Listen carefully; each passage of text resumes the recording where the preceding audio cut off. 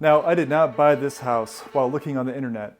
And that's because two other investors already had offers that were written and accepted on the duplex behind me, but they both backed out on inspection. So the owner came to me. Now, buying an old home to rehab is a really risky move, but it's even riskier when two experienced investors before you couldn't make the numbers work, making this a huge financial risk for me, especially since I was waiving inspection myself. Now, if you're anything like me, you're going to go on to Redfin or Zillow, and you're going to search for the most expensive house that you can't afford in 5 lifetimes. But for investment properties, you're going to type in the area and sort from price low to high, because, you know, inflation. Things are expensive.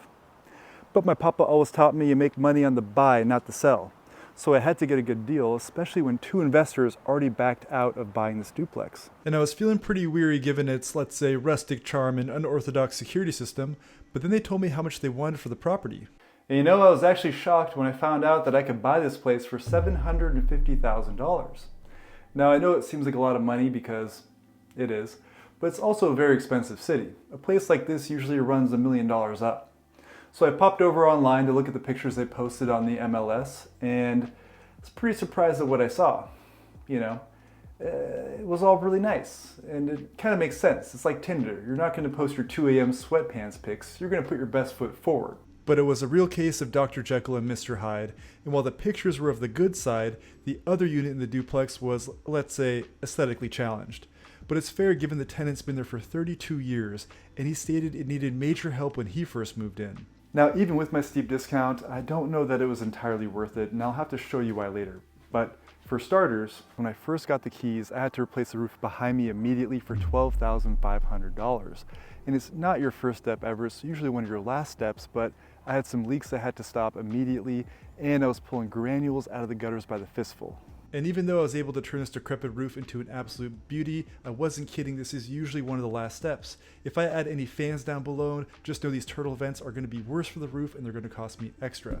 But for now, I couldn't dwell on it because I was losing money quickly, faster than Drake at a strip club in Houston, allegedly. And it's understandable that most people who want to get into real estate think it's the mortgage that's holding you down, and it's true, but there's a lot of other holding costs to consider. And you know, I was getting a little bit of rent on the side, which is a nice thing about multifamily, but I was still getting crushed at negative $3,611 per month, and that is every single month. It's not a one-time thing, it's a recurring cost, so speed is of the essence, and I had to act quickly. So I gave the current tenant 30 days notice and the unit next door a week early for free. I dropped the rent from $1,850 a month to $1,550, which is such a killer deal. And my mother and I even helped him move and dusted as much of his belongings as we could, but unfortunately he still took 5 days longer than he was supposed to. This is probably one of the harder pills to swallow because even though the tenant has no legal right to be in there, he's still occupying the unit. And my demo crew was planning to be here today, but they can't. So they still need a paycheck, they need to feed their families, and they still want $500 a day. So I'm now paying $500 a day and have nothing to show for it. It's also a huge liability too. Now, even though the tenant is illegally occupying this unit behind me, there is no legal contract. So if the place burns down, during the move, or he gets injured, I'm fully responsible. I could get sued, I could lose the house, and his renter's insurance wouldn't bail me out in case the structure went down. But, honestly, I can't stop moving now because it's only going to continue to cost me if I slow down. And while a lot of his belongings were still in the unit, he did allow me to move forward by selling some of the major appliances. Well, the ones that didn't accidentally break. And once the majority of his belongings were finally removed, I could salvage the cabinets that were useful, kind of like an anti-Marie Kondo. Like, I'm still getting this to organize, but I'm also hoarding, not really throwing it away. I'm also like a 6'3" Persian dude, so I'd say pretty opposite. When most of his things were out, I was finally able to turn off the heating and the water so I'd stop burning my money and flushing it down the toilet, literally. Now, if you're thinking this is nasty, you're right, it is. But it's really important because my first renovation ever, a leaky toilet cost me $800. And every shekel counts when you don't know what's lurking behind the walls. But we do know what was on the walls, and it was mold. And now the unit was somewhat empty, we can demo. So we removed all the areas that were damaged and with mold to better understand what we're dealing with. Because if you don't figure out the root cause, it's liable to keep coming back, meaning you'll waste a bunch of time, money, and effort all for nothing. But with everything removed, it paints a much clearer picture for us. Now, the nice thing about houses is that there's usually a pretty clear cause and effect. Once you open up the walls, you can really tell. So we had surface mold on the wall here, but the studs, insulation, and everything else is not affected.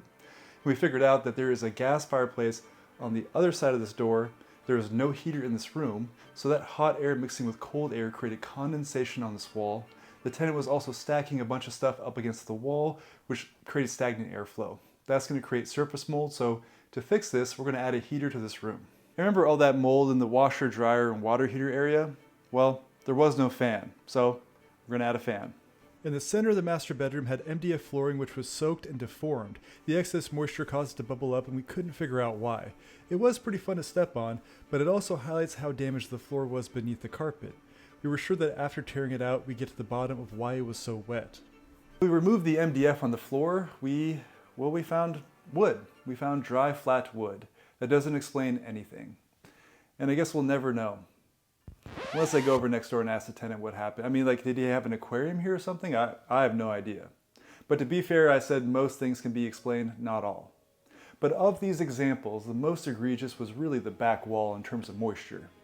And with the drywall gone, not only did it contain basically no insulation, but you can see where water had actually entered into the walls.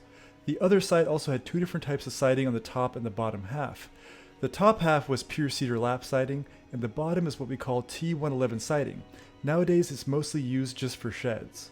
The top part we're actually going to leave. It's pure cedar siding. It's beautiful.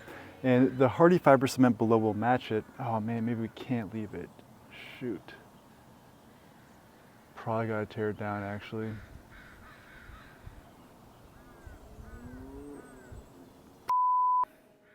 So I have repaired cedar siding in the past, but no amount of paint or wood putty or caulking will bring this back to life. The boards are cupped, cracked, the nails are coming out. We're going to take this all off and increase the cost meter. And the T111 siding below was no better. It had major gaps, the wood was bowing out and warped, and the flashing didn't even cover the entire length, letting water inside. Alright, so now that we know how bad our T111 siding is and how much water it's letting inside, it all has to come off. There's no point in trying to save it. It'll cost more time and money. It's too warped, too cracked. This will all have to come off. So the dump truck's arriving in half an hour, allegedly. So we're gonna go ahead and rip this off. I'm gonna grab my steel toe boots, my crowbar, hammer, eye protection, lung protection, and most importantly, some tunes. Yo, get the speaker box loud, hitting that stuff till you hearing that sound.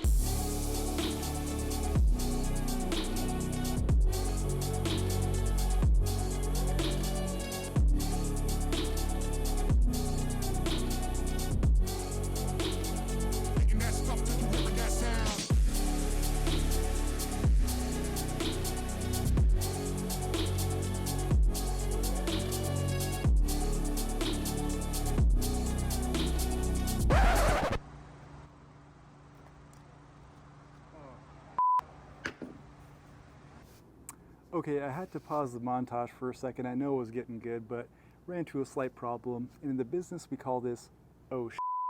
Let's take a look. You can see that basically this whole area is powder. It's totally rotten, not holding well. Let me flip the camera here. And it doesn't look too great, people. This is really not ideal. This is sitting on these little 2x4 studs, which is also not ideal. But some of them are completely rotten out. This one's okay right here. And the ones down further are actually okay, I can see inside of it. But my seal plate's the important part right here. We're gonna go ahead and reinforce this area with 4x4s or 4x6s and not rely on 2x4s. But just goes to show how important siding is at keeping water out and not rotting out, well, your foundation. And as I continued to look around, the situation only got worse. You can see that this 4x4 beam right here is sitting on top of nothing. It's just hovering in the air. That is not ideal. We need to put something down there, maybe a 4x4, 4x6 pressure treated, that'll support this because this is supporting the floor, the wall, and the roof.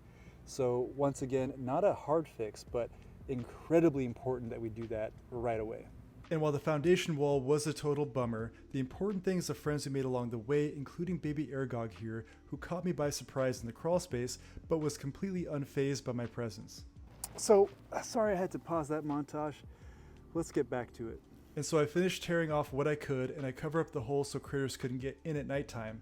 And it's not to protect my house from critters, but to protect critters from baby Aragog. But while I wait for the dump truck, this brings me to another good point. Now, if you notice this giant mound of garbage, congratulations, because nothing gets past you. But there is a key takeaway here too.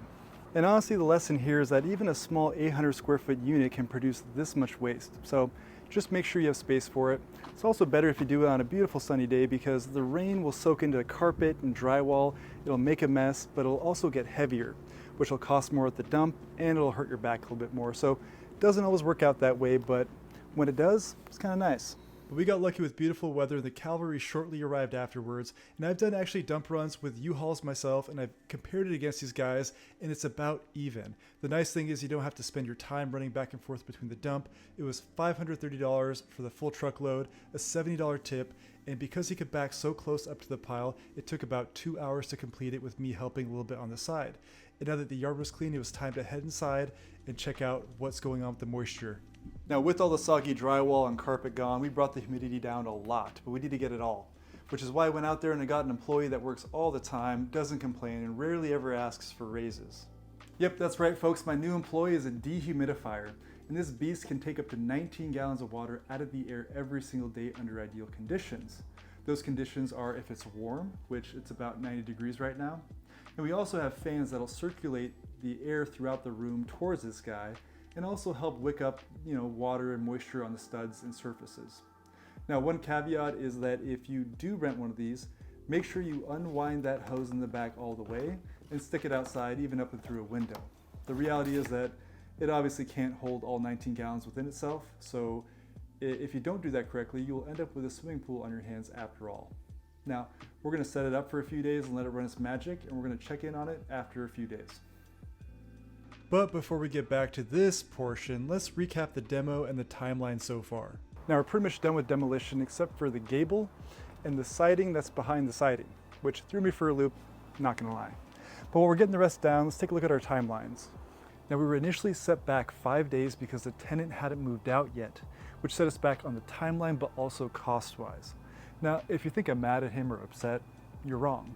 I mean, he hasn't moved in 32 years. Sucks. It's also kind of understandable. Now, is he still occupying both storages? Yeah.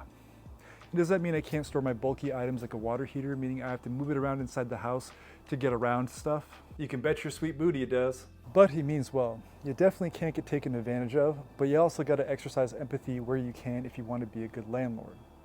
Now that I'm off my soapbox here, and continue talking about our timeline, because we had 3 days to demo after that, we have 5 days to dehumidify and dry the place out, and we snuck in some mold control in there as well. And that mold control is something I really want to talk about in more detail. It's very important. It is very important, also very expensive at $42 a gallon.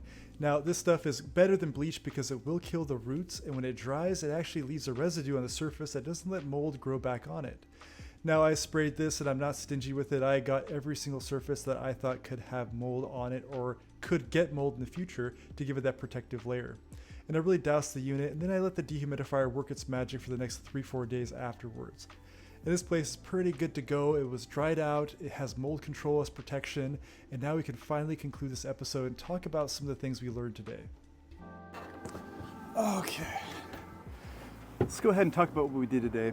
Well, we basically dried the structure out, remediated the mold, and tore everything out that we couldn't save.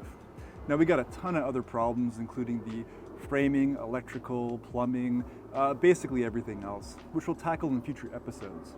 But for today, this is the running cost of the total over here, and I'm gonna go ahead and act surprised because I'm pretty sure it's more than what I anticipated. Oh shit. Oh my freaking lord, oh my gosh. Wow. Inflation these days is kind of crazy. Damn, that's expensive. Anyways, the next episode, we're gonna talk about sheathing, flooring, and framing. Basically a clean slate to start building off of. Unfortunately, we'll have to go into my second least favorite place on earth, the crawl space, where baby Aragog is usually eagerly awaiting our arrival.